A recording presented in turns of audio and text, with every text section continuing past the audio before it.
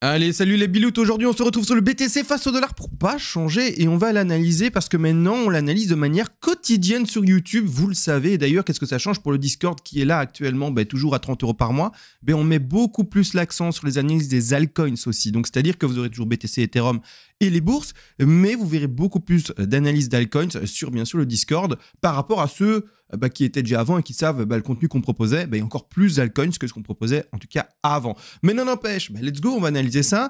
Et vous le savez, on attend encore et toujours cette fameuse zone qui se situe entre les 56 000 $ et un peu plus bas, les fameux 54 400 $ pour arrondir. Et dans ce cas-là, il faut toujours favoriser les statistiques. Et donc pourquoi finalement, peut-être ceux qui arrivent sur la chaîne maintenant et qui n'ont pas vu la vidéo d'hier, pourquoi on attend cette zone? C'est une zone juste statistique. Si on est bel et bien sur le bottom qui a été reconnu là, donc vous voyez la grosse zone de conso légèrement baissière, on va dire ça comme ça, quand même moins 30% en 6 mois quand même, 5 ou 6 mois, je ne sais plus. Bref, si ça c'est bien le bottom, enfin on va pouvoir rebondir et on commence notre décompte impulsif haussier. À ce moment-là, il y a des stats. Et alors je rappelle la stat, mais à force de me voir, vous le savez, 73% de chances de tomber dans le retracement des 50 à 61,8% de Fibonacci, d'accord? Donc ici, c'est du par cœur, c'est du drill. Les tout débutants, c'est sûr qu'au début, qu'est-ce qu'ils racontent? Je comprends pas, c'est même un Fibonacci, qu'est-ce que c'est? T'inquiète pas, reste avec moi, regarde quelques vidéos, tu comprendras petit à petit. De toute façon, si tu veux, tu prends le PDF qui est en haut à 20 €, ça soutient la chaîne, toi, tu auras tout synthétisé en français et ça te permettra d'avoir un appui écrit et de relire et d'apprendre et bref, de mémoriser. Donc ici, voilà, ils sont les 50, 61,8, ils sont là.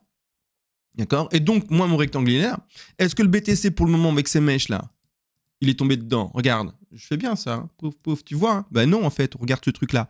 Hein, la mèche où elle est. Non. Donc, tant qu'on l'a pas touché, moi, je reste dans mes stats. D'accord? Alors, c'est pas juste du coup, j'ai envie qu'on descende. Je m'en fous. C'est pas d'émotionnel. C'est, statistiquement, on va là. Donc, je dis pas qu'on va là. Je dis les stats veulent qu'on aille là. Donc, où est-ce qu'on place ces positions d'achat les plus importantes? Là où il y a la stat qui le dit. Si vous voulez, bien sûr, mettre des positions d'achat plus précoces, d'accord, c'est-à-dire plus rapides, hein, vous pouvez mettre des paliers supérieurs. Donc, c'est-à-dire un peu plus haut ici. Donc, ça, par exemple, je simule un palier d'entrée en trade. Donc, vous le savez sûrement, pour les plus avancés, mais du coup, les plus néophytes, peut-être pas, vous n'êtes pas obligé de rentrer en trade avec un seul palier. Et c'est-à-dire, je rentre en trade à 100% avec ce que j'avais prévu pour ce trade-là. Non, vous pouvez dire, je vais rentrer à 33% là, 33% sur le top ici, sur les 50, et 33%, donc 34 pour dire 100%, sur les 61,8. Ou vous pouvez même vous dire, non, en fait, je vais même mettre ici, là, donc une position d'achat ici, là, ici, donc une troisième pour rentrer dans les stats, une anticipée au cas où on touche pas le bas, et vous, je sais pas, vous vous dites c'est ultra boule, on va pumper de fou, tant pis, les 50, on les touchera pas.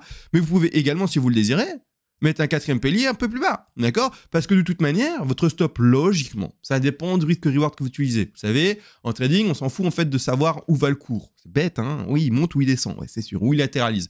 Mais le plus important surtout, et en disant on s'en fout d'où il va, c'est pas trop vrai, mais ce que je veux faire comprendre en disant ça, c'est le plus important, c'est le risk management et bien sûr tous les outils que vous devez savoir utiliser. D'accord? Donc sur votre broker, sur votre échange, il est important de comprendre ce qu'est un stop loss. D'accord? Un stop loss, c'est une clôture de votre position totale et qui dit non, c'est fini. Si on va en dessous de ça, pour moi, c'est une invalidation d'un plan de trading, c'est un niveau de support important, un niveau de résistance important. Si on va au-dessus ou en dessous de tel ou tel niveau, je sors de mon trade. C'est ça qu'est le stop loss, d'accord? Et le stop loss, ça dit c'est fini, c'est terminé. Moi, je sors de mon trade parce que, dans la théorie, en tout cas, on est l'OTF. Maintenant, tu peux utiliser d'autres indicateurs, moyenne mobile, MACD, j'en sais rien. Tu utilises ce que tu veux. Moi, il n'y a pas de problème. Tu fais ce que tu veux.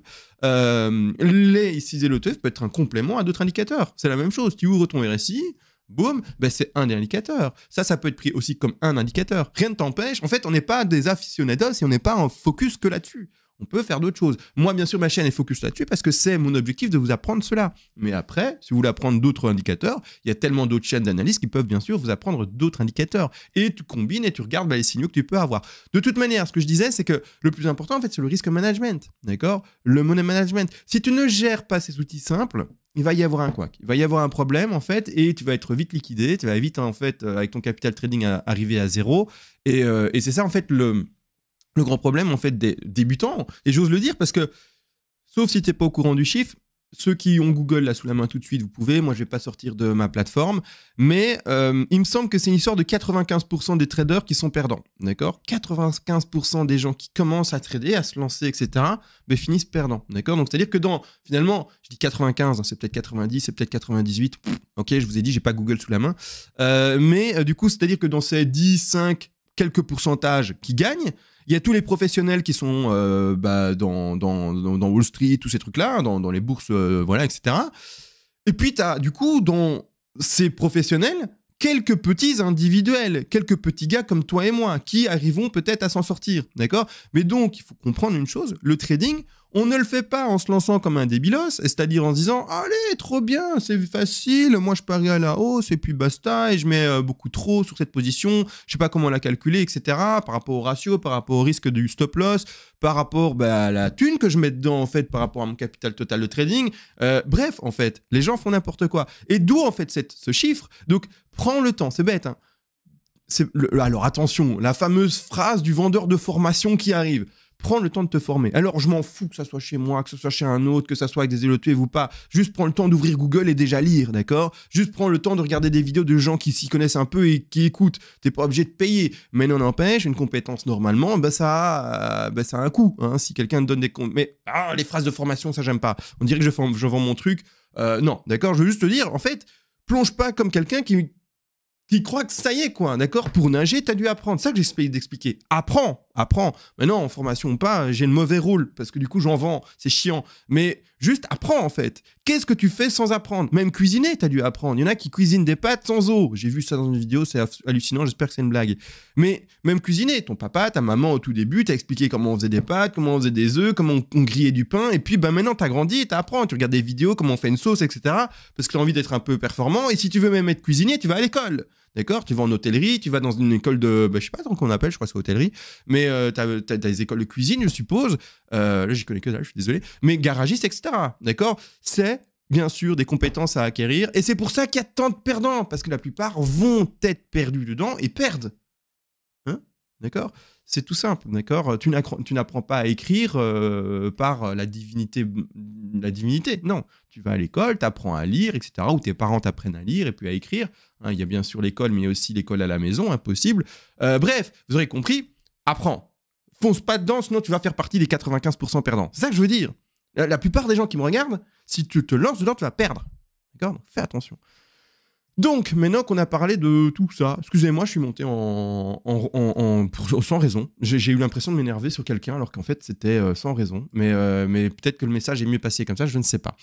N'empêche, nous, ce qu'on doit faire maintenant, c'est continuer à baisser. Parce que la zone stade d'achat, elle est en fait là en bas. Dans les deux petits rectangles que j'ai mis. D'accord? Donc, je vais l'agrandir comme ça, voilà, c'est plus joli avec un seul rectangle. D'accord? Donc, ce rectangle vert. Plus ou moins, c'est 50. Là, je l'ai remis à l'œil, mais on y est plus ou moins. Je vais juste le mettre précisément maintenant.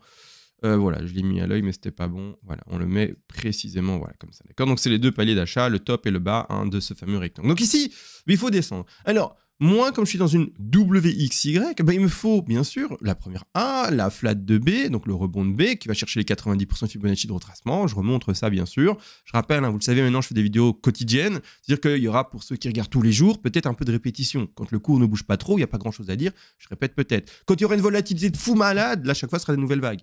Mais parce que chaque vague, finalement, dans un bull run, va se valider hyper vite. Regardez, en fait, quand on est dans un truc comme ça, là, je suis en 4 heures, je vais passer en daily pour voilà. Hein. Je suis en daily. Quand vous avez une figure qui s'exprime sur 6 mois, et c'est une seule figure qui dure 6 mois, WXYXZ, elle dure 6 mois. Je ne sais pas si... Tu peux pas, quand tu es au milieu, savoir que ça va être aussi long, etc. Et ça prend du temps à poser ces figures-là, d'accord? Et là, maintenant... On est sur un petit range, là, on a eu un petit pump pendant 3 jours, hein, c'est clairement ça, on a eu un petit pump 1, 2, 3, allez, 3 jours de pump, 1, 2, 3, 4 jours, allez, et depuis, finalement le 9 août, et là maintenant on est le 21 août, c'est-à-dire 12 jours, on est plutôt à plat en fait de nouveau. Hein. Là c'est du plat, là c'est du plat, là c'est du plat, là c'est du plat. Oui, un peu de volatilité, ok, des mèches. Mais sinon on est entre le prix des 61 600 et allez, entre les prix des 57 100. C'est pas beaucoup de volatilité tout ça. Hein. D'accord, en tout cas c'est pas impressionnant. Par contre, imagine quand on est dans des bazars, en fait là-dedans déjà. Je peux déjà le montrer maintenant, c'est vrai qu'on avait déjà eu un début de bull run assez impressionnant. Quand on est dans des trucs comme ça, on a seulement quelques jours maximum de volatilité, ça va pas s'étendre et s'étendre et s'étendre, et là maintenant ça va peut-être encore s'étendre et s'étendre. Hein. Non, là c'est ok, 1, 2 déjà faites, boum, allez on accélère, ding, ding, ding, ding, ding, on fait tous les petits décomptes, tout, pouf, pouf, pouf, tout ce qui se valide. Puis après, ok, quelques jours de stable, mais après, pap, et on est reparti. Donc en fait, et surtout, alors là je montre une phase de boule, oui, mais surtout ici, par exemple, ce qu'on a reconnu là. D'accord, c'est affolant. Et encore pire et encore plus affolant, c'était bien sûr l'année 2016 vers l'année 2018. Hein, ce truc-là. Hein, toute l'année 2017, c'est... alors bon, bien sûr, si on remonte dans le temps encore en plus avant, il y avait encore des trucs pires. Mais ce que je veux dire, c'est que... Mais voilà, en fait, là maintenant, pour les vidéos, c'est un peu redondant parce qu'on est sur des figures qui mettent du temps à se faire. Hein, d'accord, donc voilà, regarde ma vidéo ou mes vidéos peut-être tous les 2-3 jours et ça ira très bien pour toi. Tu n'es pas obligé de regarder tous les jours. Quand tu vois que c'est plat, tu sais que plus ou moins on parlera bien sûr de la même chose. Cela dit, on va quand même prendre le temps de zoomer. On va aller en 4 heures ici, hein, pas nécessaire, je me semble, d'aller dans les frames un peu plus petites. Et pour faire une C, il faut quoi? J'attends ta réponse. Non, tu l'as pas, c'est pas grave. Et là, par contre, c'est bien parce qu'en direct sur Discord, mais là, il y a l'interactivité. Je peux faire des sondages, je peux poser des questions. Si t'es débutant, tu réponds comme à l'école. Comme à l'école. C'est con, mais c'est comme à l'école, vraiment. Donc ici, le truc, bam, une en fait. Rebond 2, je vous l'ai dit, hein. Rappelez-vous ce que je vous ai dit hier. Chute, hein, la bougie rouge, mais à un moment, ça stab. Et à un moment, ça va consolider. Et je vous ai montré dans cette zone-là. Attention, il va y avoir la bougie verte, d'accord? Il n'y a pas que des bougies rouges. Ça ne descend pas que et uniquement vers le bas. Et donc là, c'est en train de conso. C'est en train de faire. Si on est dans le bon décompte encore et toujours, pas de lecture d'avenir, etc., j'oserais pas faire croire ça aux gens. C'est ici un placement de setup pour trader. C'est juste ça et uniquement ça. Donc, on attend maintenant le rebond 2 qui est en train de s'effectuer. Donc, on continue le travail d'hier. Ensuite une 3, et ensuite une 4, et ensuite une 5. Et l'objectif maintenant, c'est de trouver cette zone d'achat, de pouvoir terminer ce décompte pour pouvoir dire ok, tout est nickel, le puzzle est parfait, je rentre dans le trade de manière entre guillemets confiante. Mais non n'empêche, tu peux aussi faire moins attention aux plus petits degrés ici et dire je vais donner plus d'importance au degré supérieur. Donc pas forcément décompter tout ça. Tu peux très bien faire un delete de tout ça, dire je vois ma 1, je vois une 2 parce que il y a les bougies rouges qui descendent ici, je vois ma 2 qui est en train de se faire, je n'ajoute pas tous ces petits dessins, donc en fait tu fais ça, tu fais basta, ciao, tu fais ça en fait, tu les dessines pas en fait toi, tu regardes que le grand degré, d'accord? Hop, voilà, tu fais ça, t'en fous. Et tu regardes juste ta zone d'achat. Et tu pars peut-être sur un niveau d'achat un peu plus précoce, un niveau d'achat plus bas que j'ai expliqué maintenant il y a peut-être 5 minutes. Mais tu pars là-dessus, d'accord? T'es pas obligé de faire tous les décomptes comme un fifou. Moi, je le fais. Pourquoi? Parce que voilà, ça intéresse sûrement des gens qui font peut-être des time frames un peu plus courtes dans le temps, un peu plus petites. Je vois même mes dessins du coup, parce qu'il faut pas les effacer non plus. Mais ça, c'est à toi de voir. La pertinence de la time frame que tu analyses par rapport au trade que tu fais, tu vois. Pour moi qui, ici, par exemple, attend cette zone-là, il n'est pas intéressant, ce décompte-là. C'est con, mais il n'est pas intéressant. Pour qui est-ce qu'il est intéressant, ce décompte-là? Mais pour quelqu'un qui se dirait, je suis, par exemple, dans ce décompte, des guillemets, je mets sa phrase à lui, je tiens ce décompte, donc il y a quelqu'un qui tient ce décompte, j'ai envie de trader ça quand même, mais en du coup plus petite TF qu'en daily ou quoi que ce soit. Je veux le trader en horaire, en 4 heures, peu importe, en un trade qui est un peu plus rapide et donc en fréquence un peu plus élevée. Je vais donc compter ma 1 et ma 2, ou alors j'ai shorté la 90, peut-être que shorter la 90 par rapport ici au retracement de B, parce qu'on attendait la flat, je l'avais également montré dans la vidéo d'hier, pouf, 2 jours je pense. Mais du coup, moi je veux ici un retracement de 2 et je vais shorter la 2. Et où se fait le retracement de 2, c'est le même objectif que la grande 2 ici, sauf que ça se fait dans l'autre sens. Et donc le retracement de 2 se fait à hauteur de 73%, bien sûr, dans la zone 50-61-8. Donc là, de nouveau, mince, dommage, je fais peut-être ma vidéo un peu trop tôt, mais on n'est pas encore dans la zone 50-61-8. 3 chances sur 4, 73% des cas finissent là-dedans. D'accord? Donc, ouverture de short pour quelqu'un qui irait dans cette direction ici, pour aller choper là-bas en bas. Par exemple. Mais ici, encore une fois, je montre des setups de trading, j'explique comment on peut mettre en place ces LOTE, fais pas du copy trading bête et méchant, bête et bête, pardon, je préfère cette phrase-là.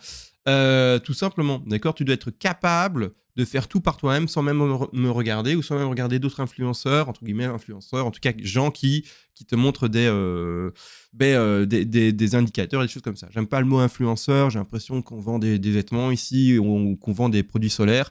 Non, ok, on essaie d'apprendre des choses plutôt d'enseignement et non pas d'influence. J'essaye pas de vous influencer par rapport au Bitcoin, j'essaye pas de faire en sorte de vous vendre du Bitcoin, vous voyez ce que je veux dire? Donc voilà.